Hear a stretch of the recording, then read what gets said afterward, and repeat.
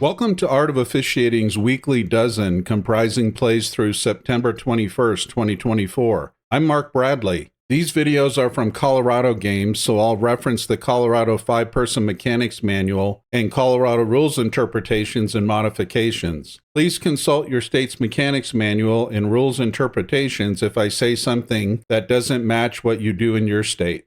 We'll start this week's video review with a few line play clips. One visual trigger to anticipate a chop block is to look for the offensive linemen who do not have a defender head up. Uncovered linemen are more likely to participate in a chop block. We'll watch the right guard and right tackle on this play. At the snap, the right tackle A54 blocks B50 below the waist, and the right guard A70 blocks him above the waist. Rule 238 says a chop block is a combination block by two or more teammates against an opponent other than the runner, with or without delay, where one of the blocks is below the waist and one of the blocks is above the waist. At the snap, the umpire keys on 4 offensive linemen, the center, the 2 guards, and the tackle on the referee's side. The head linesman's initial key is the right tackle. Either official could flag this play as a chop block. Sometimes these blocks take us by surprise. If Team A linemen habitually block low at the snap, we may be more focused on the likelihood of illegal blocks. If they routinely block high, this chop block may take us by surprise. One player goes low, the other player goes high. That's a chop block. The umpire throws a flag for holding by the center A54 on B52. The 3 components we need to look for when we rule on holding are a demonstrated restriction at the point of attack that impacts the play. A1 runs through the hold to A54's left, so the at the point of attack that impacts the play are satisfied. But is this demonstrated restriction? Just prior to the snap, B52 moves to the left between the center and left guard. At the snap, A54 keeps his arms inside the torso and shoves them to the ground. He simply pushes B52 farther away from the runner. If B52 had remained head up on A54, this may have been a different block. To arrive at the same conclusion, A54 would have needed to grab B52 and pull him to his right. In this play, A54 simply shepherded B52 in the same direction he was heading. When we flag a player for holding, there should always be an explanation of what the blocker did wrong. In this case, there is nothing wrong to share with A54 about an illegal technique. The end of this block may look bad, but we can't use that as criteria to throw a flag. This is an 8-man game, so don't worry about Team A numbering. In 8-man football, players on the line may have any legal jersey number, and players are ineligible to receive a forward pass only if they are not on the outside of their line at the snap. In this video, we'll focus on A7, who is at the end of his line at the snap. He immediately contacts a defender. His arms are outside the defender's torso, but that doesn't automatically equate to a holding flag. We need to see demonstrated restriction. Who is responsible to demonstrate the restriction? The player being held. Many times a defender is happy to run torso to torso with a blocker who has a handful of jersey. In my opinion, the defender demonstrates restriction. He's trying to pull away from the hold.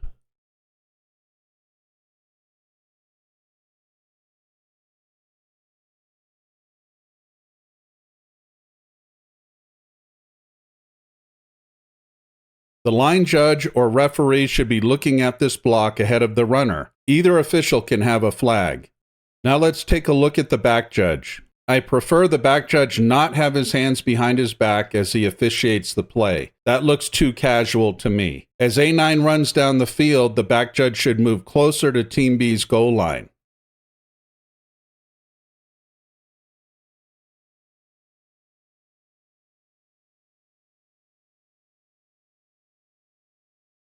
A9 is still upright and the back judge is less than 5 yards farther downfield. If A9 successfully breaks this tackle, he'll beat the back judge to the goal line.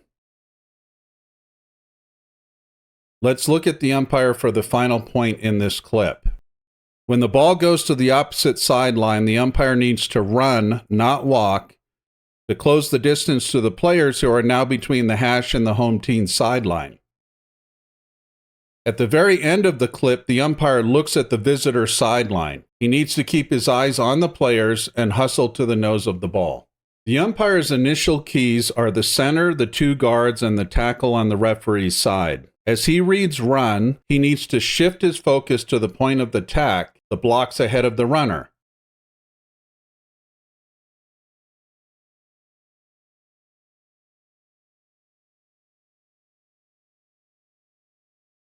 The line judge must also look at these blocks instead of watching the runner. Wings need to resist the temptation to focus on the runner instead of blocks ahead of the runner. Now we'll look at A72, the left tackle. We'll see the umpire throw his flag for a takedown by A72. This takedown is 10 yards behind the runner, so it doesn't meet the at the point of attack that impacts the play criteria for flagging holding. A72 was never the umpire's key. As the play goes to the right, the head linesman is responsible for cleaning up behind the play. The umpire should be looking at the blocks ahead of the runner, not at 2 players behind the play. Let's talk about A72's takedown.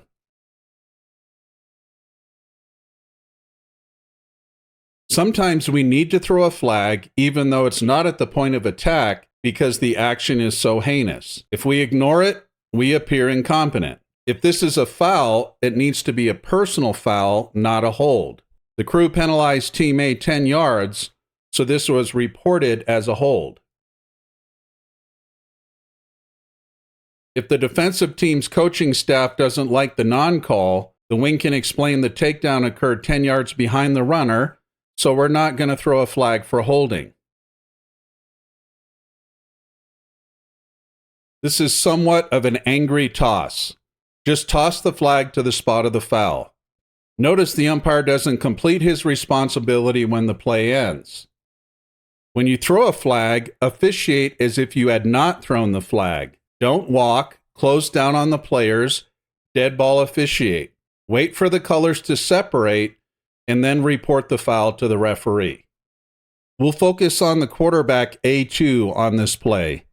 He pitches the ball and then runs to block.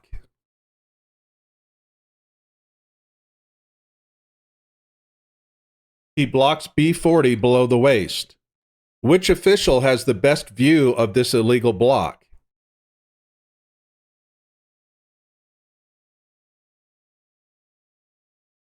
The line judge should be looking at these 2 blocks ahead of the runner, so the referee is most likely to see this block.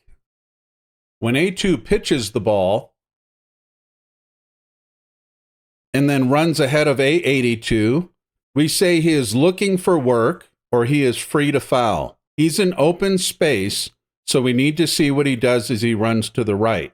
We will also view blockers with hands on defenders to look for restriction.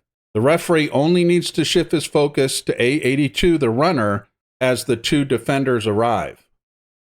A2 is looking for work and blocks B40 below the waist. The ball is snapped on the A23. A2 runs outside the lateral boundary of the free blocking zone, which is 4 yards to the left of the ball at the snap.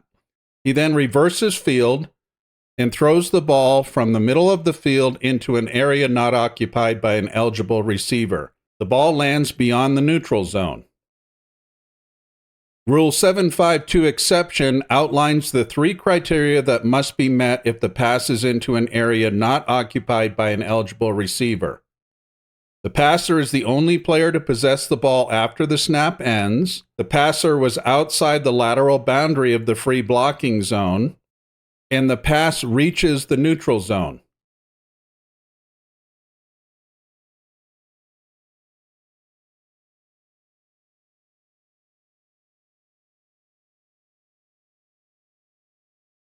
The referee must resist the temptation to look at the ball to see where it lands. The referee must keep his eyes on the quarterback.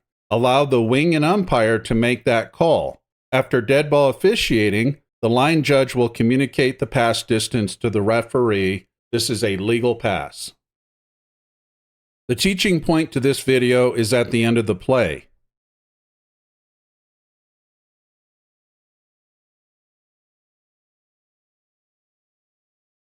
The ball is downed inbounds and beyond the line to gain. The wing properly does not give the wind the clock signal followed by the stop the clock signal. Give only the wind the clock signal and then communicate with the referee the ball was down inbounds and he needs to start the game clock with a silent wind when the ball is marked ready for play. Wings, don't be too hasty to mark forward progress. When players are down near or on the sideline, keep a cushion to the players. You don't want to get rolled up, and you don't want to step over or through players to mark forward progress. It's correct to stop a few yards short of the forward progress plane. Keep a cushion to the players. Don't step into the players. When they leave the sideline, you can step to the forward progress spot. For the umpires, since this is a running play, shift your focus to the blockers ahead of the runner. This umpire is spending too much time looking ahead.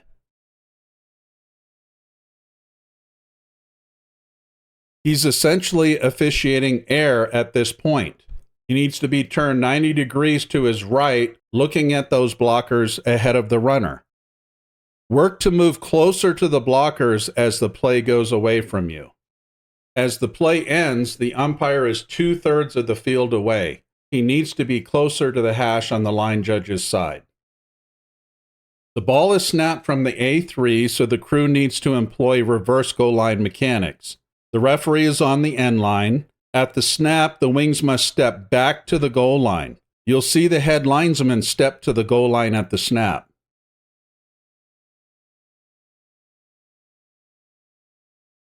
The line judge properly watches his key during this passing play, but he moves too far downfield. We want to allow the receivers to progress about 10 yards downfield before we start to follow. We don't need to stay up with the receivers and possibly be straight lined. A5 catches the pass 2 yards beyond the neutral zone, but Team A linemen are still in the expanded neutral zone when the pass is released, and the 4 receivers on each side have not blocked downfield, so we don't have fouls. The line judge backs up as A5 approaches the sideline. Keep your ball person out of the restricted area. The wing needs to operate up to 2 yards outside the sideline and sometimes even farther back. We don't want the ball person in the way. I do love how the ball person is right behind the wing. That's great. Just ask him to back up another yard. The ball is down close to the line to gain. The line judge steps diagonally to the A13. To be more precise, walk out of bounds parallel to the sideline to the forward progress plane. Then, and this is most important, I believe the line judge needs to spot the ball. You can either take the ball from A5 or you can turn to the ball person and grab a ball from him. The A13 is a money line. We're on a grass field, and the line judge is the full width of the field away from the chains. The line judge indicates to the referee the run ended beyond the line to gain. If the line judge rules the runner was down beyond the line to gain, he should clearly spot the ball beyond the A13. Spot the ball, stand upright, and tell the referee we have a first down. I believe that's the best optic. Notice the box person has already started moving before the linesman has instructed him to move. Brief your chain crew to stay put until you signal. At the snap, the head linesman's key is the receiver on his side.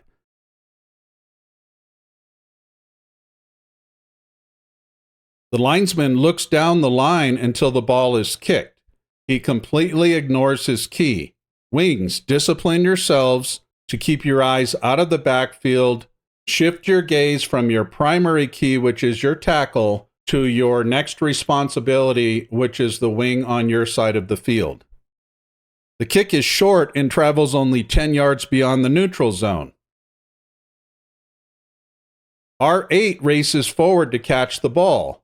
Rule 656 says when any scrimmage kick is in flight beyond the neutral zone to the receiver's goal line, K shall not touch the ball or R or obstruct R's path to the ball. K12 is clearly obstructing R8's path to the ball.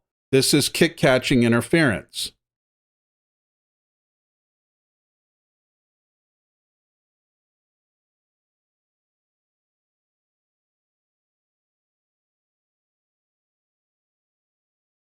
Wings are typically not the official who flags Team K for kick-catching interference. It's usually the back judge who throws that flag, but wings need to be prepared to make that ruling when the kick is short. The linesman runs to the spot where the kick ends, but he doesn't signal a direction. What is the result of the play? Covering officials need to signal when there's an interception, a change of possession, the ball's kicked out of bounds, or a play like this, to show everyone, this is my ruling, this is the team that will next snap the ball. On this play, we'll focus our eyes on one of the personal protectors in the backfield. We'll see the linesman throw a flag for blocking below the waist. That player is not the linesman's key. The player is the referee's key. The referee has the kicker and the protectors in Team K's backfield.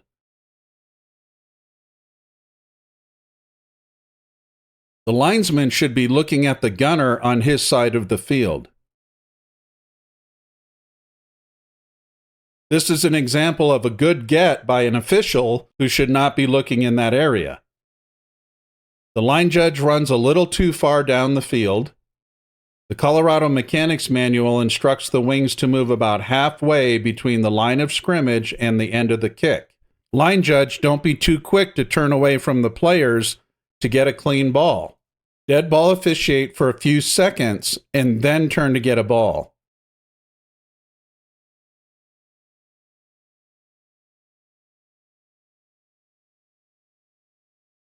The ball bounced out of bounds at the R36. Team R chose to enforce the 15-yard penalty from the succeeding spot.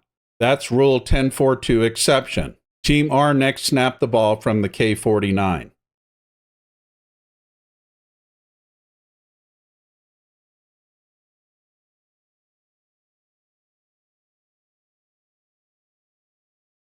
Back judge, as the ball is rolling, don't close down.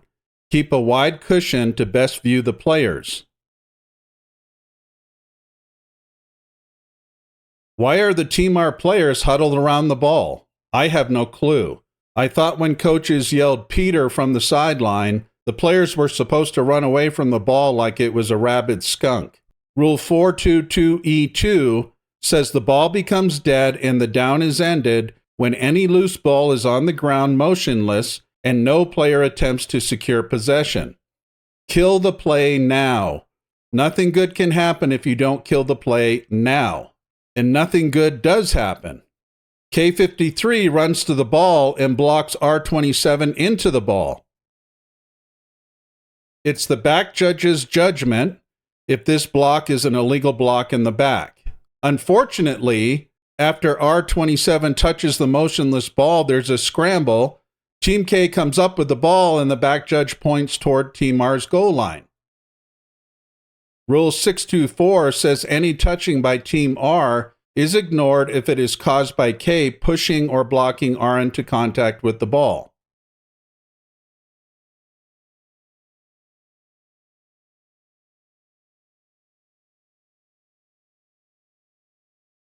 Blow it dead now. Team K next snapped the ball from the R48. This should be Team R's ball at the spot of Team K's first touching. Hypothetically, if the back judge had thrown a flag on K53 for an illegal block in the back, assuming he correctly ruled R27's touching would be ignored, the penalty would not be enforced from the spot of first touching. First touching is never a penalty enforcement spot. Team R has two options: decline the penalty and take the ball at the spot of first touching, or enforce the foul from the previous spot and replay the down. I'm going to let this clip play through once without commentary, and then back up and step through the teaching points.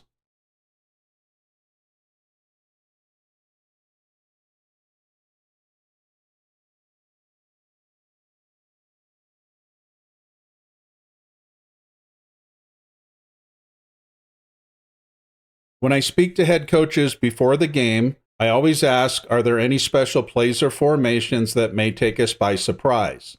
In the coaches' conference, the home team's coach notified the crew he would run this trick play on the first punt, regardless of field position, so the crew was aware this was going to happen. If the coach had not notified the crew, the line judge, who is the covering official, could have blown his whistle when the Team A player caught the ball, thinking it was a punt, and the ball was dead when Team A possessed the ball.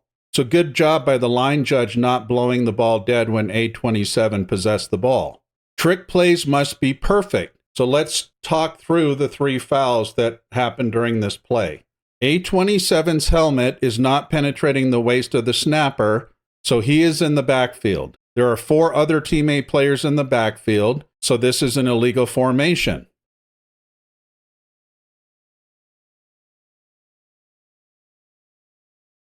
Two linemen who are not on the end of their line at the snap are downfield and between the A28 and the A29 when the passer releases the ball. The ball was snapped at the A25, so 2 ineligible players are beyond the expanded neutral zone when the pass is released. That's a foul. This player blocks downfield before the pass that crosses the neutral zone is caught, so that's a foul for offensive pass interference. 3 fouls on a trick play that must be perfect.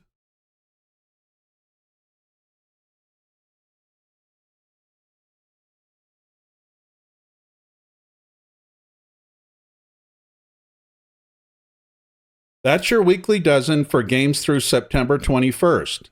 Thanks for watching. If you encounter any interesting plays during your season, I'd love to see them.